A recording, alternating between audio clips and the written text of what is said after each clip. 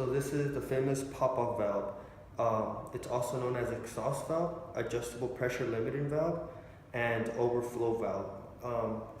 The purpose of this little device or valve, it allows excess anesthetic gases to exit the breathing circuit and enter into the scavenging system, which is right below.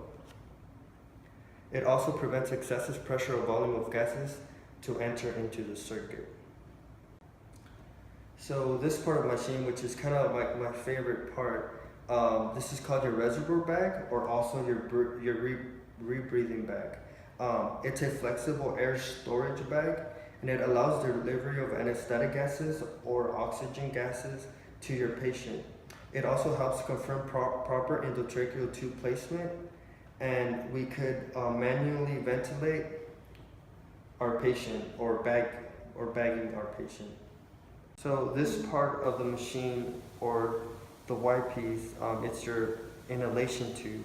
This tube attaches here to your inspiratory unidirectional valve. So once this is open, it will allow oxygen and anesthetic vapors to enter your inhalation tube. Okay, and this is your white piece. Your white piece, it connects the inhalation and exhalation tubes. And here we connect our mask or our ET tube.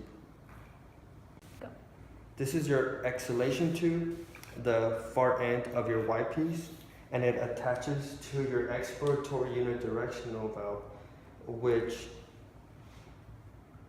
carries expired anesthetic gases and CO2 away from your patient.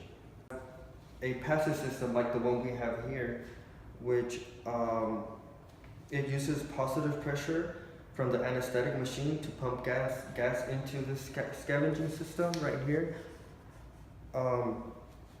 Anesthetic gases are heavier than air, so the machine, you want to keep this down so the heavier anesthetic gases could go into the F.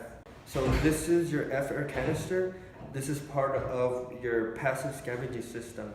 It contains active charcoal, and this is your cartridge that absorbs anesthetic gases. Remember that you always want to change this every 8 to 12 hours of use. And as you see on the bottom, there's little holes because you want to have oxygen and CO2 to come out of these little holes. And then I'll demonstrate in the bottom, there's a place where you could set your F air canister so the oxygen and CO2 can come out. Now that we have learned about all the components of the anesthetic machine, let's go ahead and put it together and get it ready for use. Okay, to set up the rebreathing system here, we are going to connect our oxygen into the inlet vaporizer outlet, and then where our anesthetic gases are going to go to the patient, this goes here into the vaporizer outlet. We are also going to connect for our scavenging system. So we're going to connect the scavenging hose to the F air canister here. And it goes down here at the bottom. And then our reservoir bag is going to be connected here at the reservoir bag ventilator. It goes right here. And our corrugated tubes with the white piece at the end, we're going to connect to the exhalation valve here and to the inhalation valve. Once everything's checked, you are ready to have a patient under anesthesia. Cool. The rebreathing system is more economical to use since it recycles gases from the patient to breathe. It conserves heat and moisture. The cons for the rebreathing system are gas flow resistant, making ventilating hard for small patients. Patients that weigh less than 7 kilograms should not use the rebreather. This diagram shows the pathway oxygen will take if the flush valve is not used. As you can see, it will go through the flow meter and then pick up anesthetic gas through the vaporizer. This diagram shows the pathway the oxygen will take if the flush valve is used. As you can see, the flush valve completely bypasses the vaporizer and flow meter and goes directly into the circuit.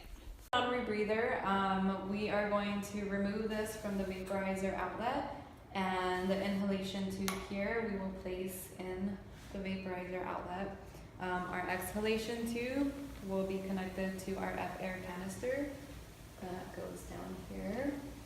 And then the next thing that you would do is pressure check the non-rebreather. Rapidly than the rebreather. The cons for the non-breathing system are a higher amount of oxygen and anesthetic gas is used, resulting in a higher cost. More oxygen is wasted by not being recycled. Due to the high volumes of oxygen used, heat and moisture is lost. Now that we have learned about the components of the anesthetic machine, the setup of the non-rebreather and rebreather circuit, the appropriate times of using the rebreather or non-rebreather for your patient, and finally the gas flow of the rebreather and non-rebreather circuit, we are ready to leak check our systems. Okay, so I am going to show you guys how to check the rebreathing circuit. The first thing that you want to do is close the pump-off valve all the way. The second thing that we want to do is make sure our oxygen is 2.0 here on the flow meter, and then the bottom of your white piece, you want to occlude it with your thumb, or you can also occlude it with the palm of your hand. So once you have that, then here with the flush valve, we are going to flush it up until we see on our pressure manometer here that it goes to 20 centimeters of water.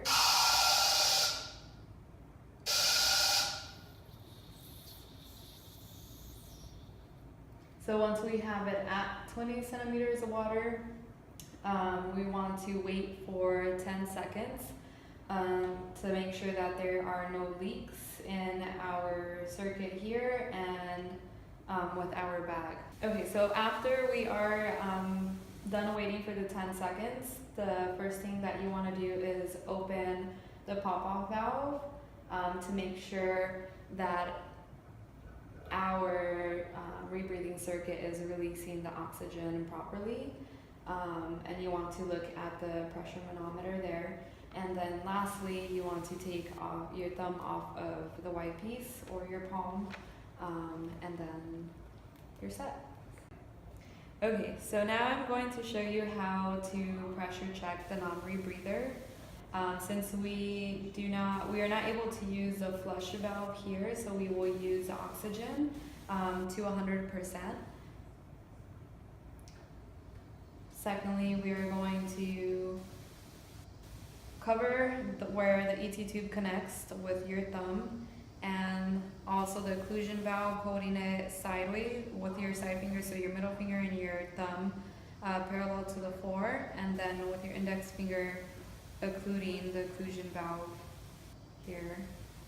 And once the bag is fully filled up, then we want to turn off the oxygen and wait for 10 seconds as well, making sure that there are no leaks from the bag. After our 10 seconds, then we want to release our index finger from the occlusion valve, making sure that the oxygen is exiting correctly, and then release our thumb from where the ET tube connects.